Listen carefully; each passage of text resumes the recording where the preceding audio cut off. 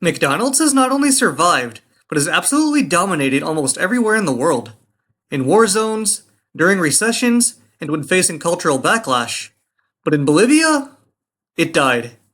8 restaurants, 5 years, 0 locations standing. Bolivia became the only country in all of the Americas where McDonald's flopped completely. And the reason isn't exactly what you'd expect. For most of the world, McDonald's is a cultural icon, an unavoidable and recognizable brand that signifies the pinnacle of fast food success. This is true from the US all the way to Japan. Whether it's in major cities or remote countrysides, McDonald's seems to thrive anywhere and always appears immune to failure. But in Bolivia, this couldn't be further from the truth. Because in 2002, after only 5 years in the country, McDonald's shut down every location they had, leaving nothing behind but a lingering question. How did the most dominant fast food chain on the planet fail so hard? Well, the answer is a series of decisions that McDonald's made that caused them to push themselves further and further away from the very consumers they were trying to serve. This is the story of how McDonald's completely failed in Bolivia and the decisions they made that got them sent home.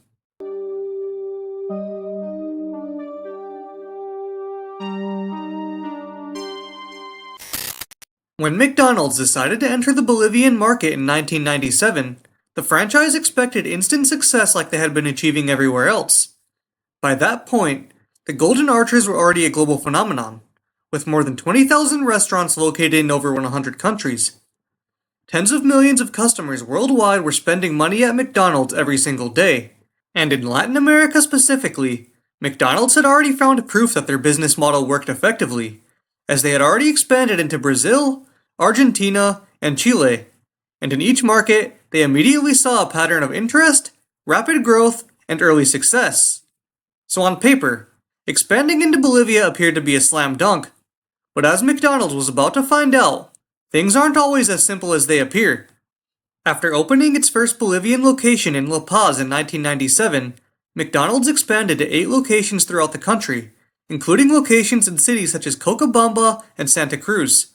McDonald's replicated the exact same formula that had worked for them throughout the rest of the world. But immediately, the numbers weren't what they expected.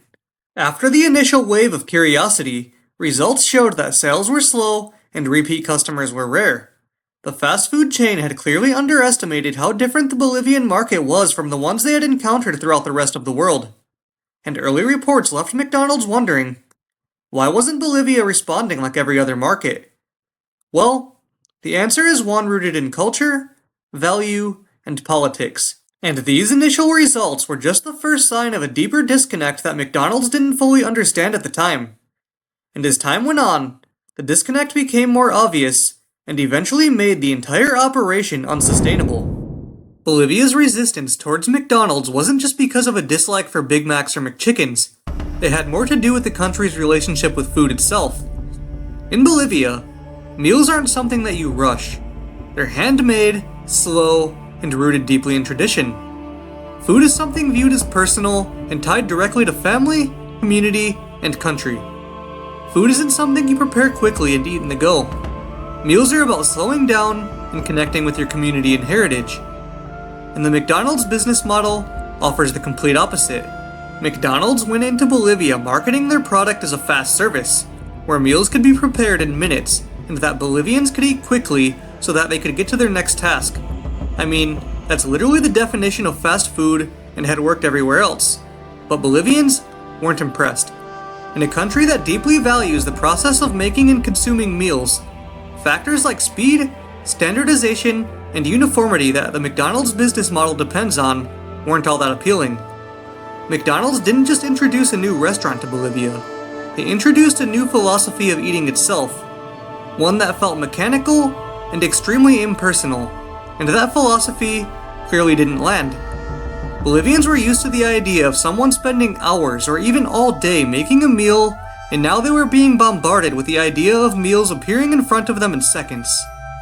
They were also used to all food being made by a local cook and didn't quite resonate with the idea that a massive corporation should be the ones defining what a good meal should look like. What McDonald's saw as efficiency, Bolivians saw as a loss of meaning. And while McDonald's did try to market specifically to the Bolivian community by introducing a local spicy tomato sauce, it wasn't enough. McDonald's needed to change their marketing strategy completely to resonate with the local market, but instead decided to double down on their usual offer of efficiency. And this would be a decision that would cause them to fall flat in this new market. But the cultural mismatch around the way food is consumed and prepared wasn't the only reason the Golden Arches couldn't survive in Bolivia. There was also another problem. A problem that would be even more difficult to overcome. The price. Even if McDonald's had properly understood Bolivia's relationship with food and had strategically marketed their product around it, the price of menu items was an obstacle that the fast food franchise wouldn't have been able to get around. McDonald's likes to market their product as fast and cheap, but in Bolivia, it was immediately obvious that fast food was actually fast and expensive, as a McDonald's meal often costed more than a full, freshly prepared local lunch. For instance, a Big Mac meal in Bolivia costed around $5, while a traditional local lunch costed closer to $2. And the local lunch would provide larger quantities and higher quality, often with multiple sides such as soup and a main course. This wasn't a result of McDonald's attempting to overprice items more than they would anywhere else, but a result of the cost of operating in the Bolivian economy. Ingredients had to be imported, and operational costs were higher. The supply chain was unpredictable, and local sourcing wasn't always possible. McDonald's was pricing items more for global consistency than local affordability. So while McDonald's saw their prices as standard, Bolivians saw them as expensive. Many Bolivians began thinking, why would I pay more for food that feels less satisfying and less aligned with my culture and identity? And once that perception set in, McDonald's began facing an uphill battle. No matter how many promotions or limited time menu items they tried to roll out, that perception was going to be nearly impossible to change because the value equation was broken, and neither side was going to budge on price. And this kept McDonald's in a constant loop, as low sales kept operations expensive, which in turn kept prices high, which then kept sales low. And without the same brand loyalty McDonald's was able to rely on elsewhere, they were in a difficult position. But if all of this wasn't enough, they also had to deal with politics. By the time McDonald's had entered the country, the political climate was shifting. Bolivia was experiencing a wave of anti-corporate and anti-globalization sentiment, and foreign companies were seen as symbols of outside influence attempting to destroy their culture. And McDonald's quickly became seen as one of those symbols with their global branding and identity. To Bolivians, McDonald's didn't represent convenience or flavor. It represented foreign infiltration and cultural erosion. So McDonald's found itself in the middle of a larger national narrative about cultural preservation, economic dependence, and the role foreign corporations should play in day-to-day life. Even years later, future President Evo Morales would publicly criticize fast food by referring to it as both harmful and incompatible with Bolivian culture. This wasn't exactly great for business for the fast food giant, because it wasn't just facing issues of cultural compatibility or pricing issues, but was also becoming synonymous with everything the country was pushing back against, which would make it almost impossible to recover. So this is where McDonald's faced a choice: adapt the model or abandon the market. And the decision they made next would determine everything. So in 2002, McDonald's made the choice to shut down all 8 of its locations in Bolivia, only 5 years after opening their first location in La Paz.